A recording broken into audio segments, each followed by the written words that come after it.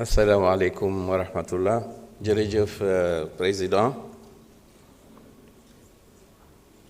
Proposition d'amendement au projet de loi numéro 12/2025 portant création de l'Office national de lutte contre la corruption.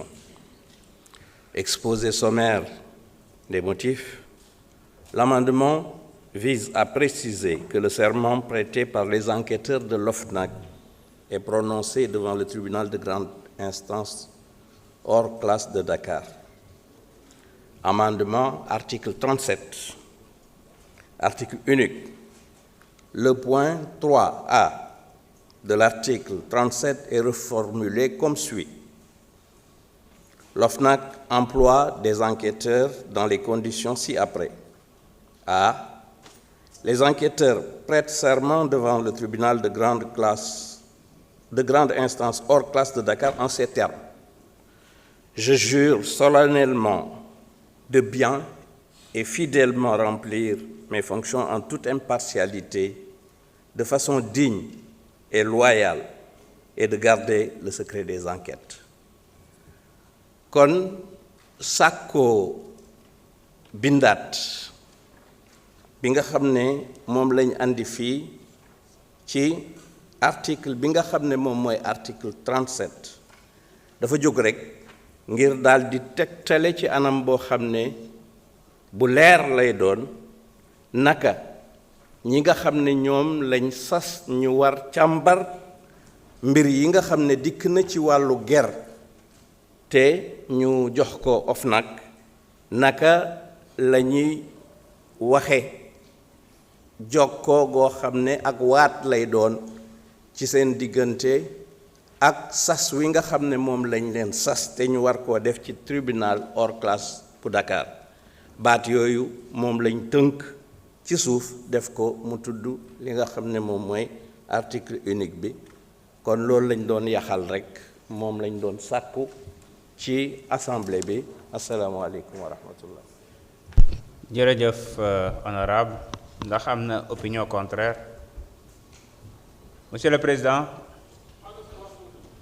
Monsieur le rapporteur, Monsieur le ministre, je mets aux voix donc l'amendement de notre collègue Ousmane Diouf. ñan ñoo ci ànd ñan ñoo ko dàq ñan ñoo ci màndu. Assemblée adopté na donc ñu jublu ci votu chapitre 5 amendé modalité d'intervention de l'OFNAC ñan ñoo ci ànd ñan ñoo ci àndul ñan ñoo ci mandu. Assemblée adopté na. Monsieur le rapporteur mën nga ñëw jàngal ñu chapitre 6 ressources financières. Chapitre 6 ressources financières de l'article 41 à l'article 43. Jërëjëf. Je mets aux voix donc le chapitre 6. Quels sont ceux qui sont pour? Contre? Abstention? L'Assemblée a adopté. Monsieur le rapporteur, dellu sil nga jàngal ñu chapitre 7. Chapitre 7. Disposition finale de l'article 44 à l'article 45. jërëjëf jot naa ci benn amendement bu suñu collègue Assoumana Sarr man nga ñëw jàngal ñu ko.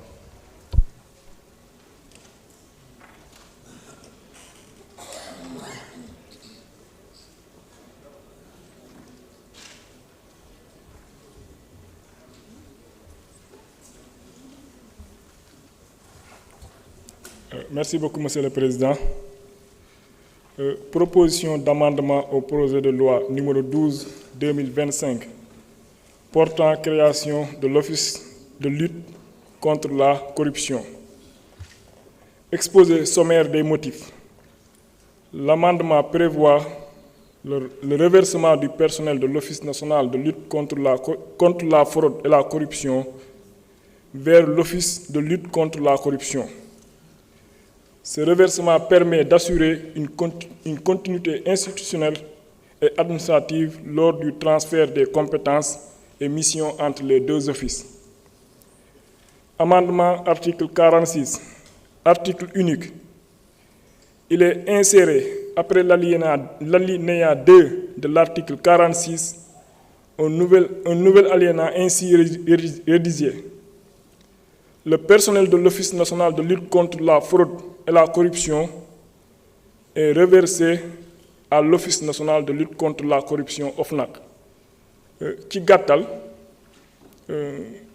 personnel bi nekkoon Office national de lutte contre la fraude et la corruption bu ngeen gisee ci travaux commission yi am nañu posé question ne ñooñu lan mooy seen sort pour mu gën a leer pour éviter suñu opposition bi nga xam ne dañu ñàkk vraiment si lu ñu jafandu mun nañu xëy suba naan comme créé nañu OFNAC donc beneen OFNAC bi personnel bi dañ leen di dàq ak voilà ay nitu Pastef la ñu jël comme du genre week-end bi lu ñu dégg naan am na ay ñoo xam ne am na koo xam ne papam dafa manqué oxygène mais finalement biir géej la ko yóbbu waxul ci péex ma de mais ci biir géej pour mu mun a am oxygène pour éviter opposition bi nga xam ne amul argument amul lu mu jàpp donc moo tax ñu insérer ci amendement bi pour bu subaa kenn bañ a wax ne personnelu OFNAC bi dañ leen di dàq duñ leen dugal fenn donc personnelu OFNAC bi fi nekkoon ñëpp lañ leen di transférer ci OFNAC bu bees bi jërë ngeen jëf. jërëjëf. Y a-t-il un orateur d'opinion contraire? Monsieur le Président de la Commission des lois. Merci. Monsieur le rapporteur. Merci. Monsieur le ministre.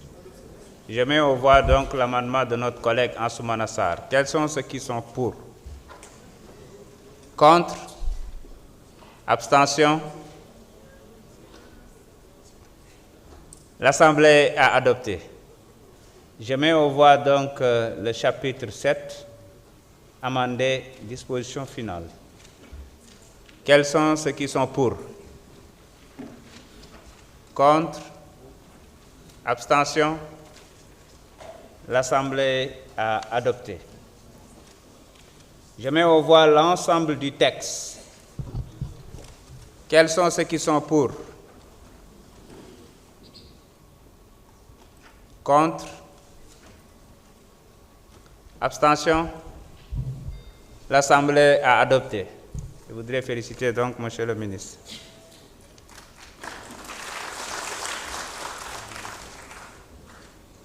Notre collègue Tafsir Choy demande son droit de réponse car il a cité par le collègue Amadouba, numéro 2. Disposition de l'article 71 du règlement intérieur. Allez-y,